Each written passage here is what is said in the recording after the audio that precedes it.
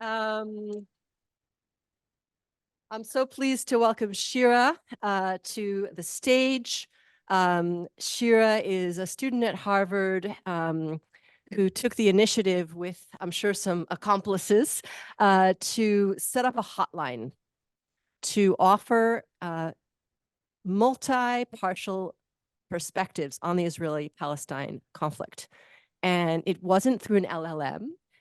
It was through text messages. Yeah, that still counts as technology. So, so we're so happy to have you here, and please take it away. Right. Okay. Yes, hello. Thank you everyone for still being here. I know it's the last presentation of the day, so I'll try to make it snappy. Thank you very much for inviting me. And yes, I'm the only person who's not going to talk about AI, I'm pretty sure, so hopefully that won't be too disappointing for this crowd. But yes, hello, I'm Shira. It's very nice to meet you. I'm a junior at Harvard. I study social studies and religion, and I have a background in mediation. I'm a mediator in Massachusetts small claims courts, actually.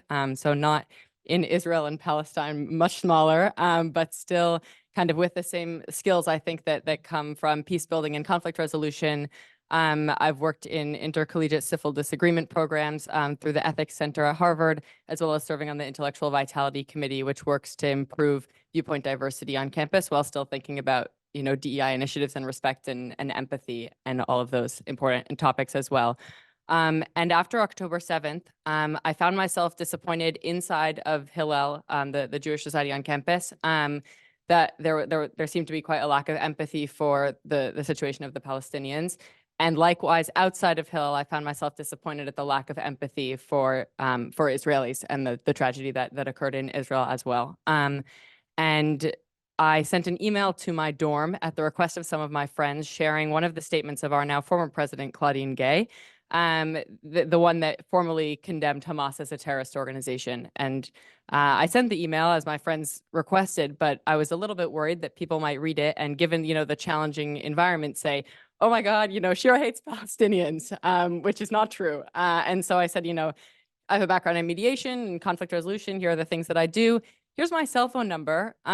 This is a really hard topic. It's really complex. I'm happy to talk to anyone about it, and I'm not going to judge you if you have questions, because it's so hard to understand. So just text me if you want. If you don't, that's fine. And mostly I did that to protect my reputation. But got a bunch of text messages from a bunch of people very, very quickly. The first question was, what is the best solution to the Israeli-Palestinian conflict? I still don't have an answer to that one, but it was the first question, and it inspired me to create this hotline. It struck me that there really was a need for just information and sharing as many perspectives as possible, and that's where the idea for the hotline for Israel-Palestine came from. So the hotline, the essence of the hotline is that we provide as many, so we have 27 volunteers from all around the world, and they are trained in our own methodology, which is based on a very, very basic principle. The principle is, to be part of a conversation, you should know what other people are saying. Very, very simple. And yet so many people, see a graphic on Instagram on either side, or one side or a different side, and they say, well, now I'm an expert in the topic and I'm going to advocate for this, and anybody who disagrees with me is clearly morally corrupt. And I disagree with that. Hopefully many of us disagree with that. And so our premise is that when people ask us a question, we'll abstract the question. If they say, do you think there should be, we'll abstract it to should there be, for example, and we'll share as many perspectives to that answer as we can find. And we're very, very clear that we're not endorsing any perspective, and we're not morally equating any perspective either. We are just sharing the fact that these perspectives exist. We encourage people to engage with those perspectives. Because it's a texting hotline, we'll send them links for them to read articles, and we'll say, take a look. We're here to answer any follow-up questions and to have a conversation. That doesn't extend to an argument that we would have. It's not, you're not chatting with a friend, really. It's much more of an educational service than a we should all connect across differences and get to know each other. That's beautiful and not what we do. And people can just kind of take the opportunity to learn. And ultimately, we're apathetic to what position they finally come to. We just hope that they come to it from a foundation of knowledge. So the problems that we're addressing a lack of holistic knowledge around the Israeli-Palestinian conflict. a lack of ability and opportunity for person-to-person intellectual conversations around the Israeli-Palestinian conflict, a lack of accessible and digestible resources. So you could obviously go to, Al Jazeera or the Jerusalem Post and find very, very strong opinions on both sides, but it's very hard to find one place that lists many perspectives in the same, accessible location. A lack of resources that share different, perspectives in one place. And then obviously, as we've been talking a lot about algorithms today, the echo chamber and perspective reinforcing algorithms that exist on social media. So if all of your friends are, posting stories about, calling Israel out for committing a genocide in Gaza, or, saying that Israel is absolutely not committing a genocide in Gaza, you're not really seeing a range. If you're on my personal Instagram, you're seeing quite a range, and it's a bit of whiplash every day. But that's not the norm. That's not how social media was obviously built, and that's something that we're trying to address. Okay, so we're addressing it in two ways. I talked a bit already. So that we have the texting hotline. So our volunteers come from different backgrounds, but they're all trained to give a range of perspectives. You're never going to hear that individual's personal perspective, just their ability to analyze and send the perspectives that are out there. Yeah, I already talked about this mostly. And then we have website resources. We had a newsletter going. We unfortunately don't have the staffing at the moment to keep it going. But all of our issues are archived on the website, and it takes the same approach. We pick a very, very narrow topic. We share as many perspectives as we can. So I think the one I'm most proud of is our issue on anti-Semitism and anti-Zionism. We, at the end of this, we go through kind of historical understandings of both terms. And at the end, we have 6 articles that say that all anti-Zionism is anti-Semitic. And then we have 6 that say not all anti-Zionism is anti-Semitic. And we don't, say, and therefore you should think. We just, read them all and see what you think for yourself. So those are the 2 offerings of the hotline. You might notice there's this logo on the bottom, the Institute for Multipartisan Education. I'll talk about that later, but broadly speaking, that's the umbrella organization that I founded around the hotline that offers the hotline as well as a few other things. We'll get to that in a moment. I can't do a live demo so it is anonymous. The hotline is anonymous itself. We get people's phone numbers, but I don't even want to share somebody's phone number, not even knowing who they are. So instead, I've put this very difficult to read demo, which is only meant to show that on the user end, it's just a text message conversation. So you can see on the left, I don't know if it's the left for the Zoom folks, but in this room, it's on the left, like what looks like an iPhone screen. This is a conversation that I had with myself between my personal phone number and my access to the back end of the hotline.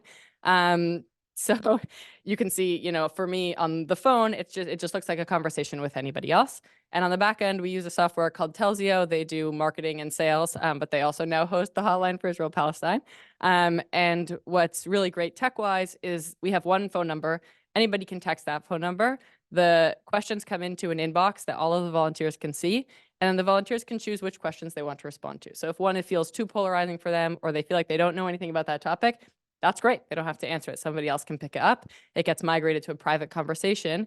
And if the volunteers, who all are chatting over WhatsApp, and like our group chats in WhatsApp, get a question from the same person, it's assigned to them, but they don't know the answer, they can assign it to somebody else. So there's a lot of flexibility in the tech side for what the volunteers can respond to. Just to give this is a real life example. Somebody asked, I don't know if you can read it so well, did Hamas turn down a ceasefire deal with Israel this month? I don't remember what month this question is, but maybe it would be relevant every month since October. This person, our volunteer says, thank you for the question. It gives a bit of context. Israel and Hamas have been in negotiations for a ceasefire over the past few weeks. There have been ceasefires in the past. This is what Hamas alleged. This is what Israel alleges. Current negotiations are in a sticky place. Here's what Hamas is saying. Here's what Israel is saying. You can read these different articles. That's a very standard answer. This conversation ended here. Many conversations might have continued, but this is, I think, a great example of the way that our volunteers approach answering these questions. This is, if you go on our website, this is what the resource page looks like. Hopefully it will continue to grow, but for now, these are the topics that we've addressed. You can access them for free and just read through them if you're interested. Challenges. So there are a lot. So this organization, as you know, is now 5 months old. So you could imagine that there are quite a few challenges. It's also being led by a college student who has no entrepreneurial experience. So besides that broad overarching challenge, our biggest challenge, we were talking about marketing earlier this morning.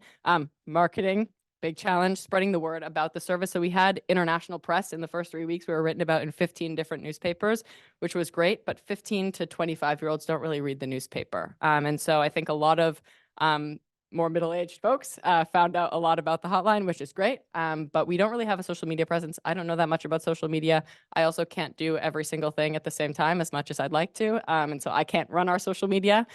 So we're really trying to make connections with schools, universities, places of worship, and youth groups, both to get more volunteers and to let people know, hey, social science teachers in the DC middle school area, when your students come to you with questions about Israel and Palestine and you have no idea how to answer them, that's fine. This resource is here for you. So that's definitely one of our biggest goals and biggest challenges, is kind of getting the word out there. Recruiting more diverse volunteers. Obviously, this is a really difficult time for different people in different ways, and that lends itself to having more representation in some groups than others. And so a continual challenge is to recruit more diverse volunteers. But I'll talk in a minute about how that may actually not be quite a challenge that's not worth tackling, but not quite the challenge we should be tackling right now. Difficulty I mentioned, finding volunteers, because like as a volunteer organization, right, people can just fall off the face of the earth, and that's fine. Like they have every right to do so, which makes it difficult for those of us who are still on the planet, trying to figure out where everybody is and what's happening. And then nonprofit infrastructure, right, like funding, setting things up, getting things running. What does it mean to have Google Workspace? What does it mean to, have to file a 990? All of these things are things, we're actively trying to figure out at the moment. But we're learning some really cool things along the way. First of all, over 300 people have asked questions to the hotline, which is a number I think to be proud of. And it shows that people are curious. I think in the college classroom, a lot of people will say, I have a question, I know this, and based on this, I understand this, and that helps me understand this. But the one small thing that I really don't understand is, and then they'll say a really, really big thing that they don't understand. In the hotline, people will say, because it's anonymous, I think, and because it's like an opportunity really just to ask questions, people will say, I've always wondered this. Can you tell me more? Which is such a beautiful way, I think, of asking questions and, demonstrating curiosity and wonder about the world. It's something I wish we saw more often in person-to-person interactions, but it's really kind of reaffirmed that there is curiosity out there underneath all of the polarization and desire to demonstrate knowledge and understanding. The diversity of our volunteers, which does exist, demonstrates, I think, that education brings people together. We have volunteers who support the existence of the State of Israel and volunteers who don't. And they both work in the same organization, doing the exact same thing, which is sharing as much information as possible and helping people come to their own conclusions. I think that's a really powerful lesson for us to learn. And then this is what I was going to say about the challenge of recruiting diverse volunteers. Different people deal with grief differently and are in very different situations right now. And one thing that I've learned over the past few months is I went from really pushing hard to get, a great amount of representation from as many groups as I could find. And I'm kind of realizing that maybe that's not respectful right now. Maybe actually we need to take a minute and, let people be where they are and find the people who are ready and let the people who aren't ready, process the way that they need to, and that's completely fine. So those are three takeaways that I've got. Future applications, we'd love to do a WhatsApp integration because right now it only works for US numbers, which is unfortunate. The software they're great in a lot of ways, and in a lot of ways they have very few integrations and, innovation possibilities in the tech world. So if anybody who does tech, who's currently in this room or on the Zoom, wants to talk to me about that, I'd be very happy to chat. We're also going to put in there is a way to do an integration where you get an instant reply saying, thanks very much for contacting us. We'll get back to you in 24 hours, which is our limit. Our concern with that is that people will then think that they're always talking with a chatbot. And I think one of the most beautiful things about the hotline is that you're always talking to a person.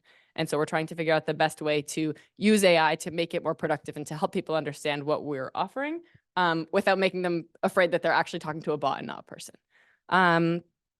This model, I think, could apply to any polarizing issue ever. If you have enough people and kind of the infrastructure to start it, people could ask questions about, affirmative action, for example, and have people with different perspectives answering and sharing as many perspectives as possible. I think it's a model that could be applied in different circumstances. And then broadly speaking, so the organization that I run is called the Institute for Multipartisan Education. The Hotline for Israel-Palestine is a project of the Institute that came first, and then we built the organization around it. The Institute is not necessarily related to Israel and Palestine. We are a resource hub that supports schools in fostering curious and constructive disagreement across all subjects, both in and out of the classroom. So we'll partner with schools or with other organizations that are interested in improving this ability and fostering these skills. In particular, it focuses on skill building in whatever realm that may be. Right now, we're working with a school that in particular does want to talk about Israel and Palestine. That's great.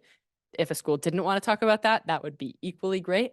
But that's something that we're obviously continuing to grow. Is not as relevant necessarily to this expo, but kind of gives you the broader context of the organization. So that's the end of my presentation. I've designed these shirts. I think they're cool. I made them today on the way to this conference. It's a 7-day fundraiser. The proceeds come to us. So if you're interested, it also shares the number. So if you're walking around, people see it, they can text the number. This QR code, the second QR code takes you to our broader organizational website. It will take you to the donate page, but you can navigate from there. Under projects, you can get to the hotline page. It's just hotlineforip.com. And if you're interested in volunteering or asking questions, you should text the hotline if you have questions. If you're interested in asking organizational or tech or nonprofit questions, you can email me at this address. And I'll be around after the conference, obviously, to chat. So thank you. Thank you very much.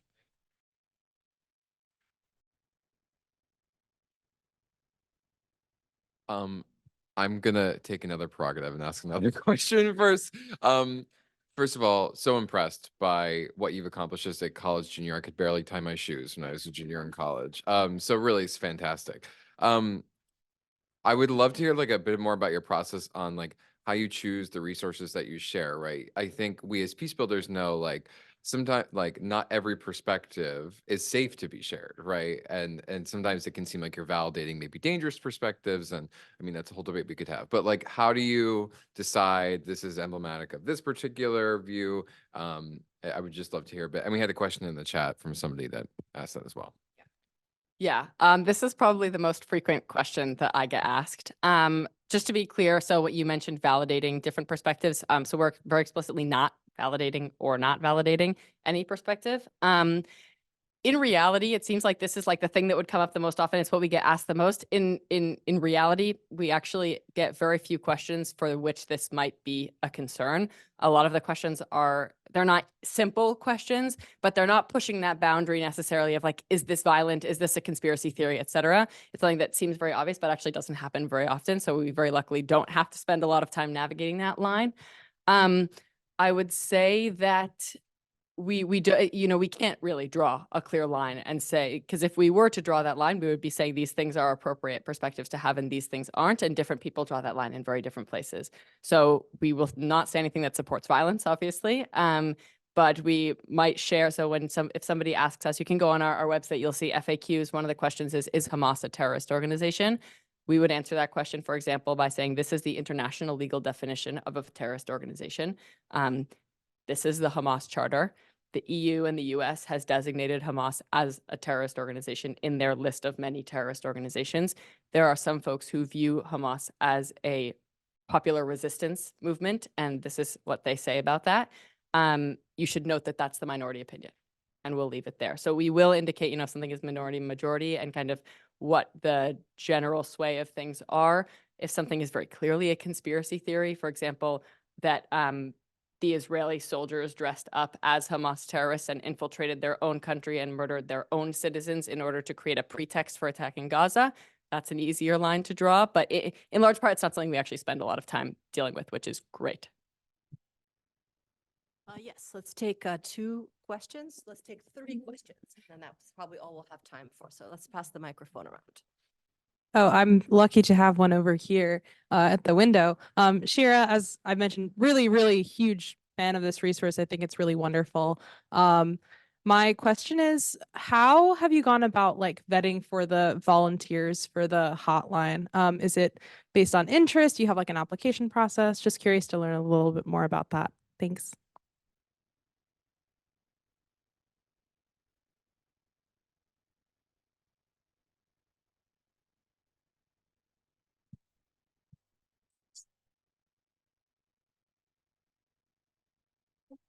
Yeah, Thank you so much for sharing. I really admire what you are doing. Like, we try to organize an event at USC, but that got shut down by school admins. So yeah, but my question is like, this is asynchronous conversation, right? So what if this is a synchronous conversation? What do you think? Is that gonna make any difference? Is that gonna be as productive, as impactful as this is right now? Or do you think it doesn't really matter?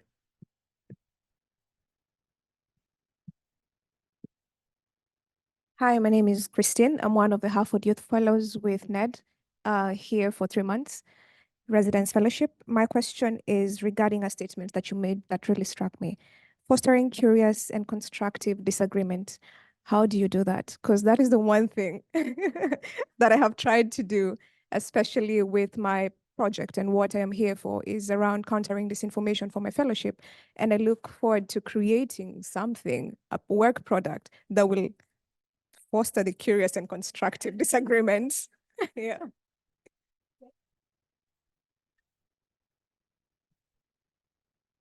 Yeah, one of my other questions was asked, but is there any system in place to verify that volunteers aren't, I guess, not necessarily imposing, but pushing a certain personal perception or perspective?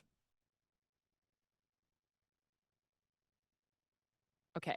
I'm going to go a bit out of order.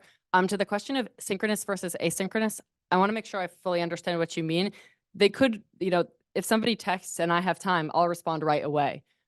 If I don't have time, I'll respond in a few hours. So I'm not sure if that would be considered synchronous or asynchronous. But does that answer your question? Like a conversation, like face to face. Yeah. So we considered that. There are the two reasons that we chose not to, among many others, is one, people don't have time for their phones to be ringing in class. If my phone was ringing in class, I just wouldn't answer it. Whereas if the text comes in, I can answer it a little bit later. And also because we have such a focus on sending materials for people to read and come back to and analyze, I wouldn't want to like read them a link over the phone. That would be a bit awkward, I think. So texting is just more conducive in that way. How to vet volunteers. We have an application. It's on our website if anybody wants to apply. Basically, it asks 3 questions, and the third one is the most important. It says, this volunteer position will require you to put aside your personal beliefs and engage with perspectives that you might find really challenging or even abhorrent. How do you anticipate dealing with that challenge? And based on that question, we've said no to people right away. We've had conversations with people and said no after the conversation, and we've accepted people. But we have that first application and then a conversation, and then from there we'll decide if it's a good fit or not. And for some people say, thank you very much for reaching out. I think that you're actually more interested in doing something else, and that's fine. This is one mode of advocacy, and there are many others. How do we verify whether or not responses kind of fit with our model is kind of your question. So I and our deputy director and our hotline team lead have access to all of the conversations, so the volunteers can only see their own. We have access to all of them, and we go through a few times a week to see how things are going. If something strikes us as problematic, we can take it over and respond right away. If something is really going off the rails, that hasn't happened. We might reach out to a volunteer and say, thanks very much for answering this. In the future, it might be best if you did this. Or do you mind going back and adding something about this? So we have kind of that person-to-person oversight. And how do we foster curious and constructive disagreement? There's a lot of research that suggests that curiosity is really a depolarizing, personality trait. People who are more curious are more likely to entertain perspectives that they don't necessarily agree with. We're actually taking the summer, we being the Institute, to build a research team to really try and understand the intellectual underpinnings of this work, figuring out what the psychology research says, what are the best pedagogical methods for fostering dialogue and disagreement. So I don't have an answer for you right now as what is the best way to do it. If you'd like to join our team and look into it with us, we'd very much like to have you. But